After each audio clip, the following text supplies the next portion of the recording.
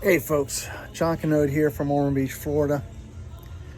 Got a story, and then we're going to act on the story. My son has a degree in aircraft electronics and specializes in several fields of electronics, avionics, batteries, circuitry, harnesses, you name it. He knows all about circuits. Anyway, I had to replace the batteries in my diesel truck. They're two big heavy duty batteries. they're anywhere from $150 to $200 a piece. So he suggested that I try to revitalize them. So me being not familiar with that process, I had him explain to me what he was talking about.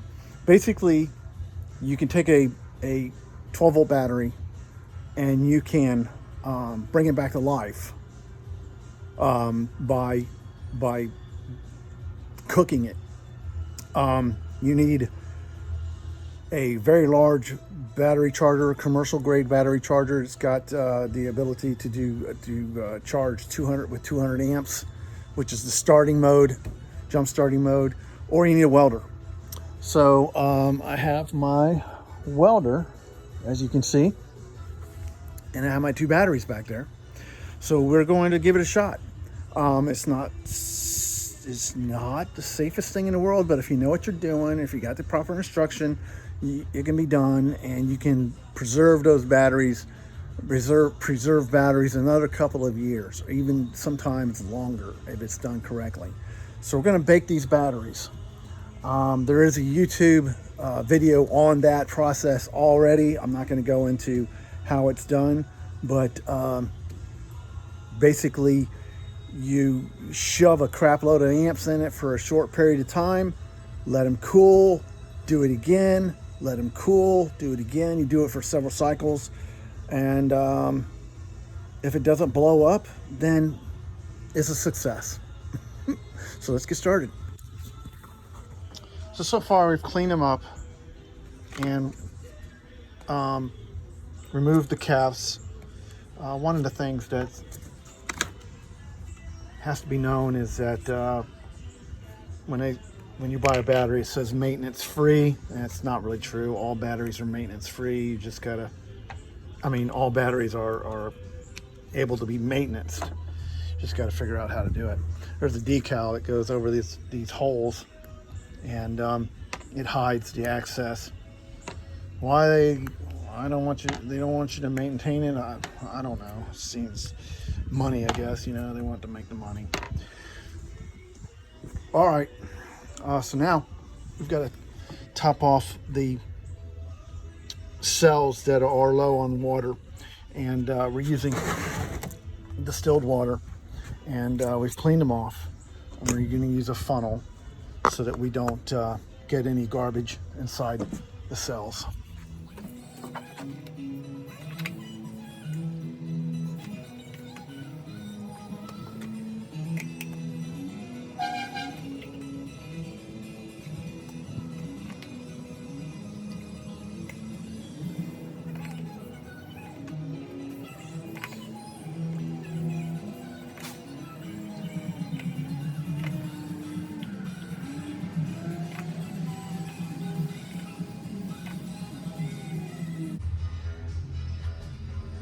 Okay, we're going to do the same thing with that one. All right, so we have taken some precautions. Both negatives are on both. On the negative lead of the welder. Let me make sure. And we've got the welder turned all the way up to 175 amps. Should split up to about 80 amps a piece over there. Put the table in front of the batteries. I'll put the batteries down this little ditch up against the fence. So we're getting ready to turn this bitch on.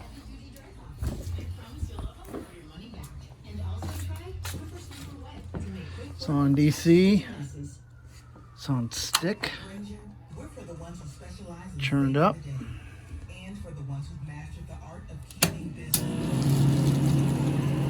All right.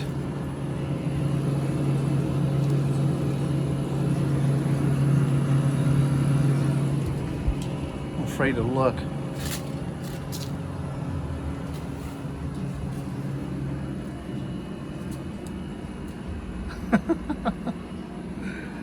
All right, let's see what happens.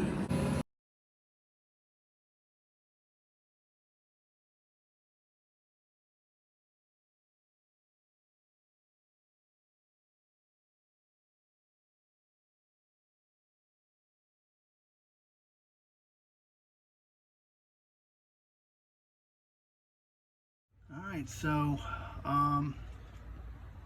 got a little action boiling in there. We've already run through the first cycle, 15 minutes. Let me turn the welder off. The welder temp light came on for a little bit. That light right there, but it went out. I guess it cooled itself off. So we're gonna let it sit for an hour now, and then do it again. Hey folks, John Canode here from Ormond Beach, Florida. So we've been at this charging station all day long. It's 6 o'clock in the evening now, and we are getting some activity from these batteries. See how it's bubbling? Before they weren't even bubbling. So now the plates are getting hot, they're cooking, and they are regenerating themselves. This battery here I'm a little worried about, because that cell right there in the end, it was really boiling. So that battery, I don't know, maybe not get salvaged. This one here, I'm pretty sure is going to be fine. So right now, we turned the amps down. I was cooking them at about 85 amps each. Let's see. Yeah, 85 amps each. Now I'm doing 75.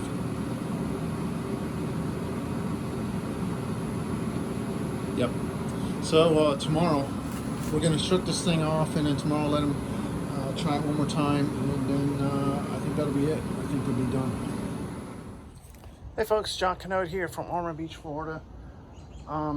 So today is the next day from the beginning of the battery testing or battery cooking process, and we've cooked them.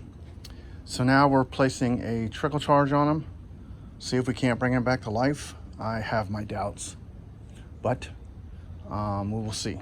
So I'm gonna let them charge all day and see what happens. I want to run my welder and test it, make sure I didn't damage it, make sure she still welds. I'm gonna do that right now. Hey folks, John Canode here from Ormond Beach, Florida. So we've finished with the battery burning process, battery baking process, and it was a 50% success. This battery bit the dust. I think I boiled it too much, or it was just not possible to bring back to life. But the other one is good. And I went ahead and gooped it up just to keep leakage from taking place from the acid, and I'm going to use it on my cart. So right now I got on a trickle charger with another battery that I'm using, and I'm pleased. You know, I learned something. Hopefully I can preserve more batteries in the future and save a ton of money.